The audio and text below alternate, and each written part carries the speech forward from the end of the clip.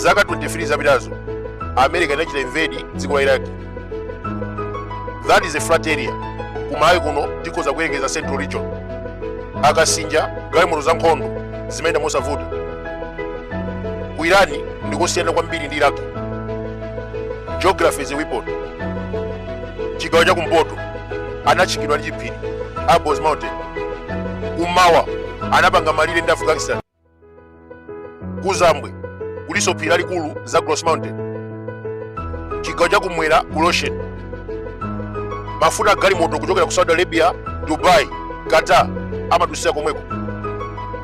America ikamba nkhondo asokoniza 20% global oil exportation. Zikutanthauza kuti mafuta ndi katundu zikwera pa dziko lonse.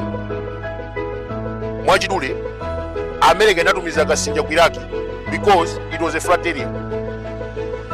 Kodi ku Irani galimoto za nkhondo zizayenda bwanji kumapiri? Mwezi wa Juni 2025 Israeli inapita kumeneko. Amaponya mabomba kuchokera mu mlengalenga koma sanatumiza asilikali pa ground. Chimene amaopa ndi geographical weapon. America ikoza kuisa ntchito njira yomweyi kutumiza ndege za nkhondo F-16, F-35 fighter jet ndi kumaponya mabomba. Koma ngati afuna kutumiza asilikali pa ground asamale kwambiri. Irani si dziko wamba amadalira mizinga yopsa. Mwachisanzo Khurram Shah 3000 km range kuponya kuchokera ku Malawi kukafika ku Cape Town.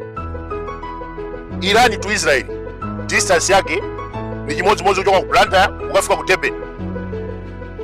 Anthu amenewa amapanga mizinga mbiri yofikira ku Israel.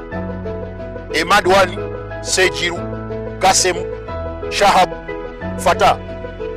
Imafika range 3000 km, 2500. Irani to Israel distance is about 2300 km. America ikudziwa mavuto ngati amenewo. Ndikunena pano sitima za nkhondo zikuzungulira ku Persian Gulf. Akukonza njira yowera ku Irani. Boda ndi Iraq ndikovuta mayendedwe. Kumapezeka chiphiri chachikulu za Cross Mountain. Kumpoto nkovutanso Abos Mountain.